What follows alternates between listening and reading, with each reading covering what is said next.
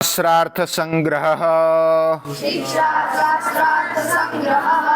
ओम शिक्षां व्याख्यास्यामः वर्णस्वरः मात्राबलं सामसन्तानः इत्युक्तः शिक्षाध्यायः इति द्वितीयो अनुवाकः।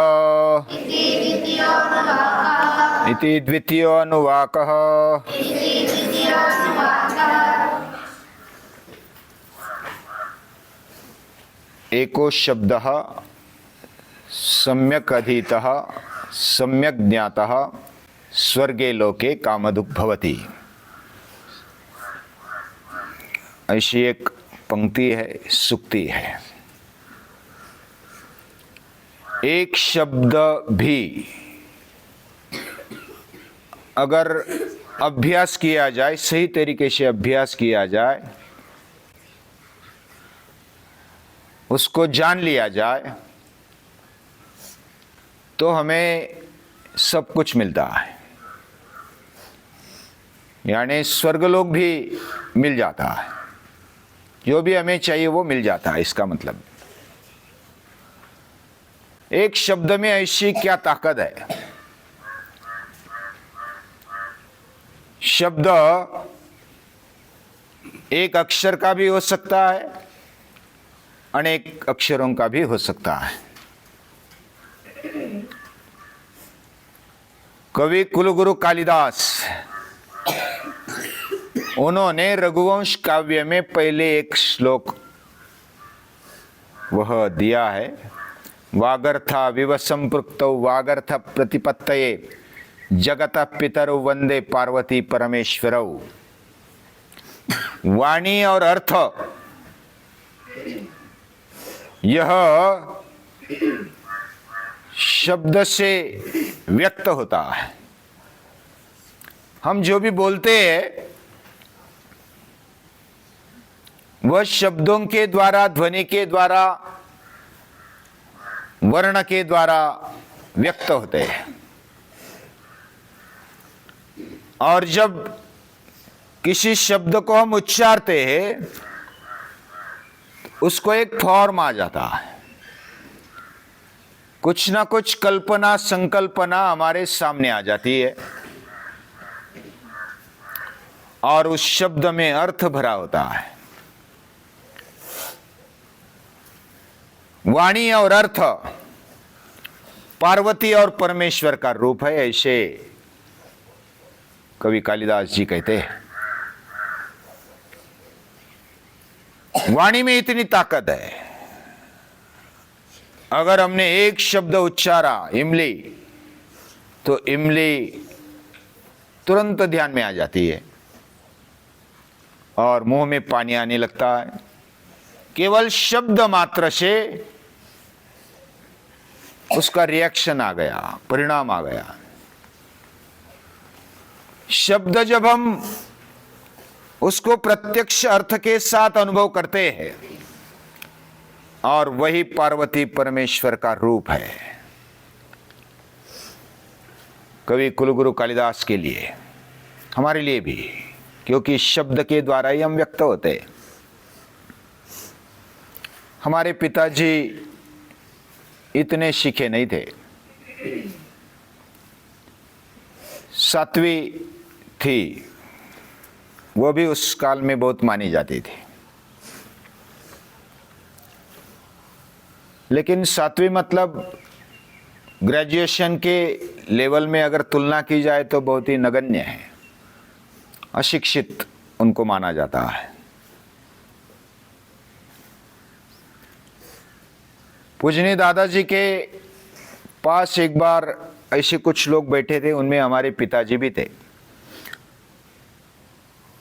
और बाकी लोग सभी पढ़े लिखे थे। ग्रेजुएशन के आगे, पोस्ट ग्रेजुएशन के आगे, कोई पीएचडी, कोई सीए, ऐसे लोग बैठे थे और हमारे पिताजी उनमें अनपढ़, अशिक्षित थे। लेकिन पूजनीय दादाजी ने हमारे पिताजी की पहचान कर दी। ये इनका कुटुंब संस्कारी है।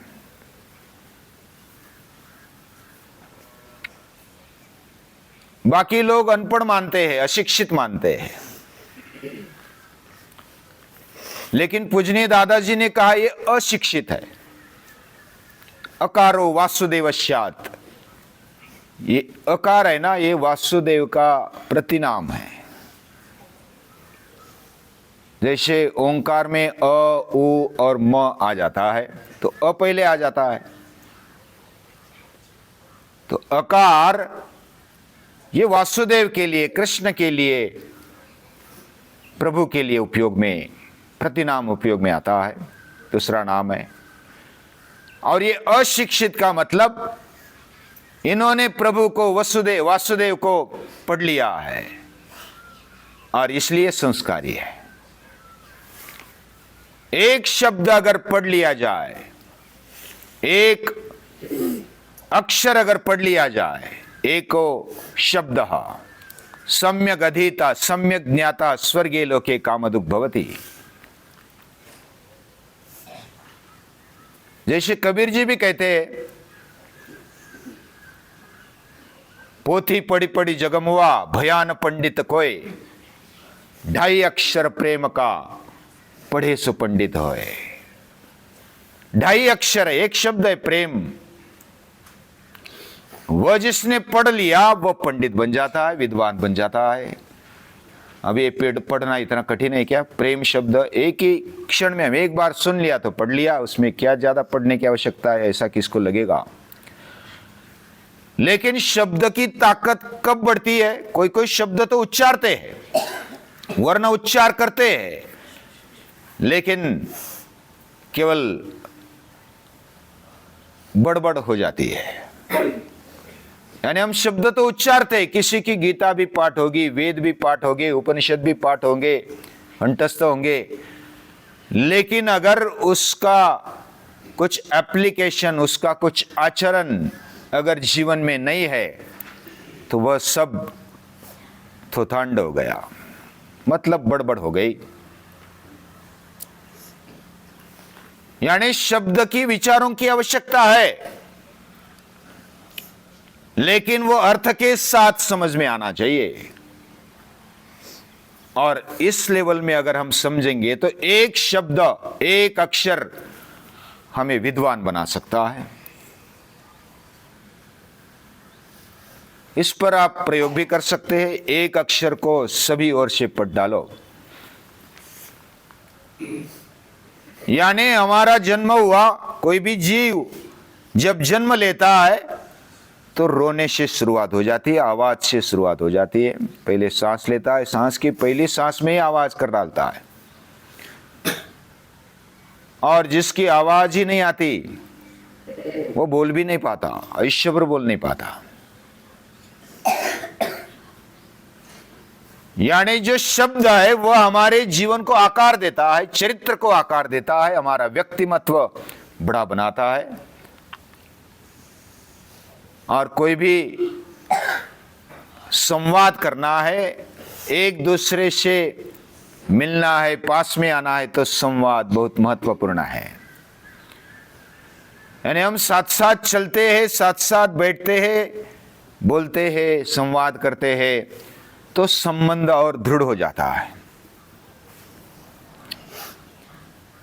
और ऐसा संबंध जो उच्च संबंध माना जाता है वह संवाद से ही आया है, शब्दों से ही आया है। हमें व्यक्त होने का जरिया शब्द एक बहुत बड़ा जरिया है। हालांकि शब्द के बिना भी हम व्यक्त हो सकते हैं, उसको देह बोली बोलते हैं। जैसे हमने वाणी के प्रकार देखे, वैखरी, मध्यमा, पश्यंती, परा। यानी वाणी के गहराई में हम जाते हैं, शब्दों की गहराई में जाते हैं, तो यह शब्द कहां से निकला, यह वर्ण कहां से निकला, स्वर कहां से निकला, इसका हमने कल देखा। आत्मा बुद्ध्या समेत्यार्थान मनोयुक्तो विवक्षया मनः कायाग्निमाहन्ति सप्रेरयति मारुतम। मारुतस्तुरसी चरण मंद्रम जनयति स्वरम। यह आत्मशक्ति बुद्धि को प्रेरित कर देती है और बुद्धि मन को हिलाती है, बोलने के लिए प्रेरणा देती है। मन कायाग्नि महंती, मन कायाग्नि को प्रज्वलित कर देती है।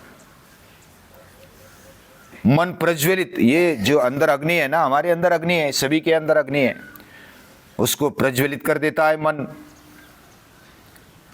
और सप्रेरयति मारुतम, हवा को प्रेरणा मिल जाती है।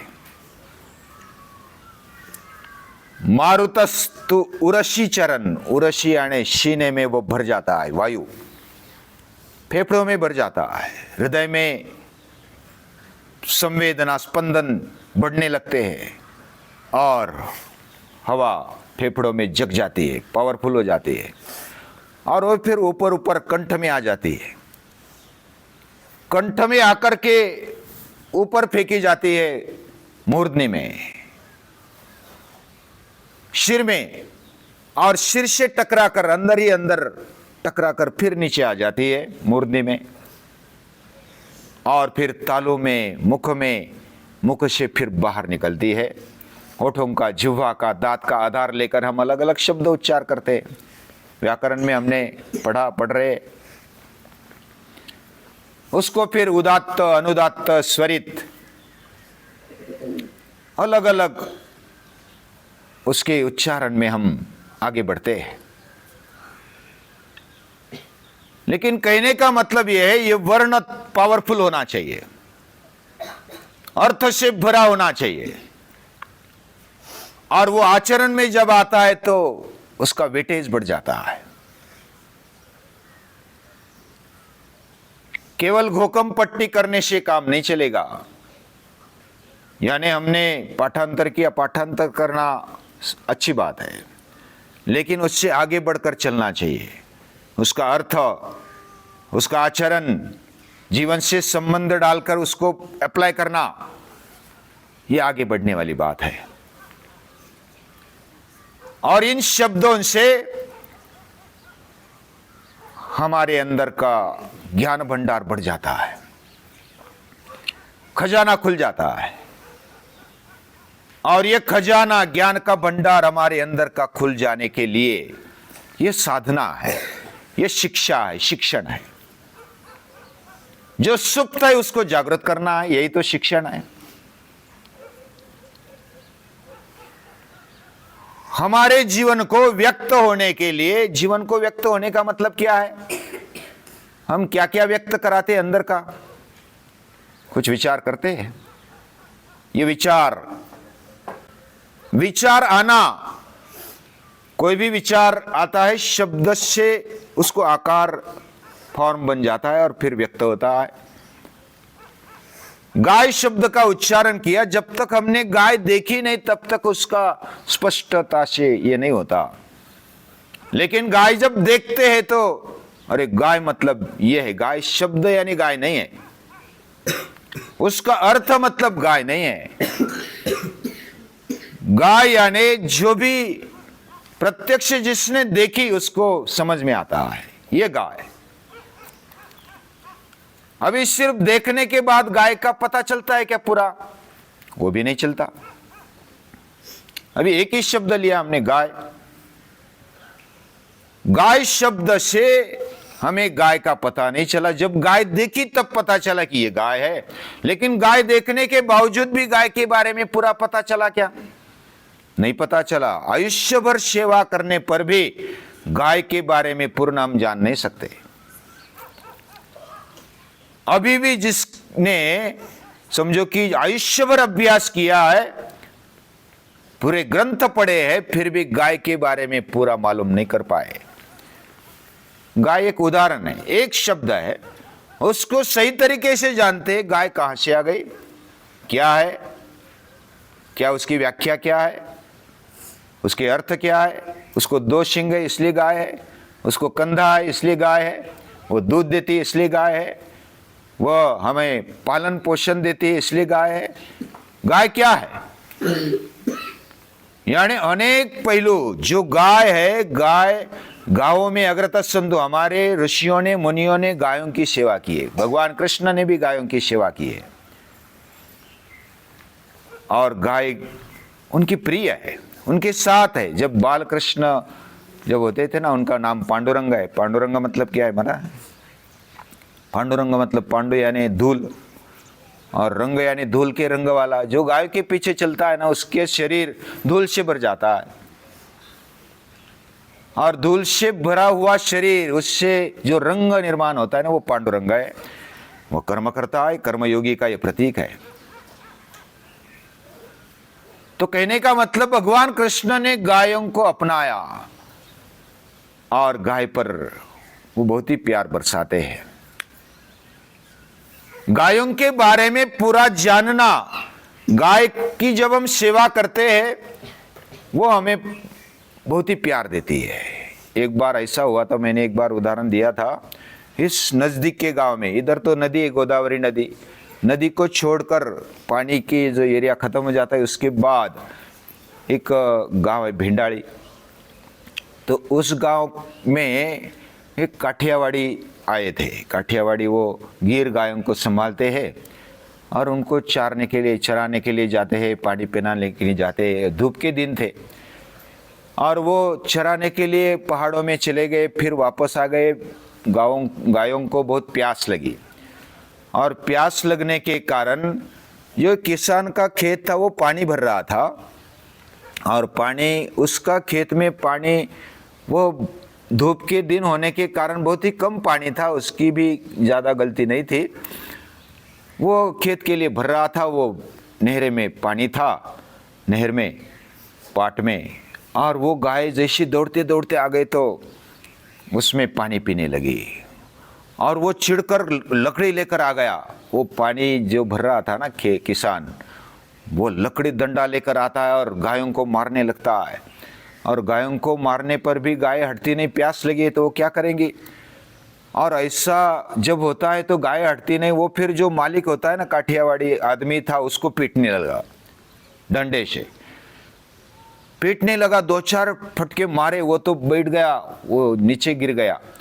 गिर जाने के बाद गाय ने ये देखा और गाय ने जब देखा तब गाय दौड़ के आ गई और उसको मारने लगी और इतना उठ के पटकाती थी। वो तो वो बचाओ बचाओ बचाओ, अभी वो बोलने लगा। अभी कौन बचाएगा? जिसको मार रहा था उसको बोल रहा था कि बचाओ बचाओ, और वो फिर उठ जाता है। वो गायों को बोलता है कि रुको रुको, वो आगे आ जाता है तो बाकी सब गाय रुक जाती है। इतना प्रेम करती है गाय। गाय को क्या जानेंगे हम, कैसे जान सकते हैं? वो माँ से भी बढ़कर है। हम गाय का दूध कितना पीते हैं? माँ का दूध तो 2 साल पीते हैं ज़्यादा से ज़्यादा, लेकिन गाय का दूध पीते हैं आयुष्य भर।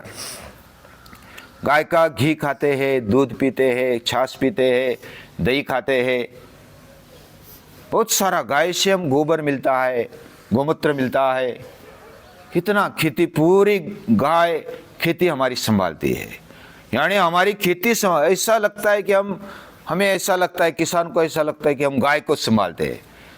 गाय को क्या संभालेंगे? गाय हमें संभालती है, गाय खेती को संभालती है, पूरे गाय कुटुंब को संभालती है, पूरे समाज को संभालती है। अभी एक शब्द हम जानने लगेंगे तो कहां तक पहुंच गए? हम 1 घंटे में, 2 घंटे में, 1 जन्म में भी गाय को समझ नहीं पाते। लेकिन अगर गाय को समझेंगे तो हम धनवान बन जाएंगे। जिसके पास गाय है ना, उसके पास कुछ भी कमी नहीं है। यानी उसका खाना पीना रहना वो सब संभालेगी। उसके गोबर से, उसके गोमूत्र से पेड़ पौधे बढ़ेंगे, सृष्टि हरी भरी हो जाएगी और हमें कुछ भी कमजोरी, कुछ भी न्यूनता नहीं महसूस होगी। ये गाय का महत्व है। अब ये गाय का पूरा महत्व हो गया क्या? पूरा जानना बहुत मुश्किल है, हमारे शब्द रुक जाते हैं। और सभी के पीछे गाय में तो 33 कोटि देव ऐसा मानते थे। इतने सारे देव गाय में कैसे बस गए? गाय में इतने सारे देव कैसे बस गए? कहने का मतलब इतनी सारे प्रकार, कोटि यानी प्रकार एक अर्थ होता है, कोटि यानी करोड़ ये दूसरा अर्थ होता है। और ऐसे करोड़ों लोगों को पोषण देने वाली, संभालने वाली गाय है, तो उसमें सभी देव रहते हैं, सभी का पोषण वो करती है। अलग अलग अर्थ निकाल सकते हैं। गायों में देव है, हर एक में देव है। सर्वस्य चामृदि सन्निविष्टो। तो गाय में बचपन में मैंने एक फोटो देखा गाय का, उसके माथे पर इधर कृष्ण और बाकी पूरे 33 कोटि देव पूरे शरीर में भरे हुए, ऐसा चित्र था। तो मुझे लगा कि इतने सारे देव गाय में कैसे रहते हैं, तो उसको फाड़ के देखना चाहिए। लेकिन फाड़ के देखेंगे तो वो मर जाएगी। लेकिन कहने का मतलब देव क्या है? जो प्रकाशमान है। फिर पढ़ते पढ़ते गया, देव प्रकाशमान है, जो द्यू धातु से देव शब्द बना है। और जो प्रकाशमान है उसको प्रकाशित करने वाली गाय है, और स्वयं भी प्रकाशित है। वो संभालती है, अपने बच्चों को भी संभालती है, पूरे समाज को, लोगों को संभालती है, पूरे सृष्टि को संभालती है, पूरे विश्व को संभालने वाली वो है। ये पता चलता है विश्व को संभालने वाला कौन है? फिर देवी है। जो देव देवता है वो विश्व को संभालते हैं। सूर्य संभालता है, चंद्र संभालता है, पानी संभालता है, पृथ्वी संभालती है, अग्नि संभालता है। तो ये देव संभालते हैं, गाय भी वही काम करती है, तो गाय देव बन गई। अभी जब देव या तो सभी का स्वामी प्रभु जब ध्यान में आ जाते हैं तो हमारी वाणी रुक जाती है। और जब अंतिम शक्ति को हम याद करते हैं, यानी सुपर पावर, इस दुनिया में जो भी सुपर पावर है, शक्ति है, उसको जब याद करते हैं तो हमारे शब्द रुक जाते हैं। यतो वाचो निवर्तन्ते, जिधर हमारी वाणी रुक जाती है, शब्द किसी फॉर्म को दे आगे लाते हैं, आकार को आगे लाते हैं, किसी भावना को, कल्पना को आगे लाते हैं। लेकिन ये कल्पनातीत जो शक्ति है उसको शब्द पकड़ नहीं पाते, शब्द उधर अधूरे रह जाते हैं। तो ऐसे वर्ण और स्वर, उनके बारे में जितनी गहराई से हम जानने का प्रयास करें उतनी गहराई तक जाते हैं और हमें अंत पता नहीं चलता ये कहाँ तक है। तो ये शब्द का विज्ञान, ध्वनि विज्ञान, ये बहुत ही बड़ा है, ये स्फुट शास्त्र है। और ऐसा जो शास्त्र है उसका अभ्यास हम कर रहे हैं। ये शिक्षाध्याय है। शिक्षाध्याय यानी शिक्षा यानी शिक्षण, और उसका अध्ययन करने का प्रारंभ ये वर्ण से होता है, स्वर से होता है। वर्णस्वरः मात्रा बलम सामसंतानः इत्युक्त शिक्षाध्यायः। अभी आगे भी देखेंगे इसमें क्या क्या है। हमारी जितनी बुद्धि है, जितना हम विचार कर सकते हैं उतना विचार करेंगे। कोई शब्द से और विचार से भी परे होते हैं, वहाँ तक पहुँचने के लिए भी शब्द मदद रूप होते हैं। तो वहाँ तक जाने का प्रयास विद्या से होता है, ये शिक्षा से होता है। ऐसे शिक्षा जिन्होंने दी या तो जिन्होंने प्रेरणा दी, ऐसे लोगों को याद करते हर रोज, ऋषि मुनियों को, संतों को, उनको नमस्कार है, प्रणाम है।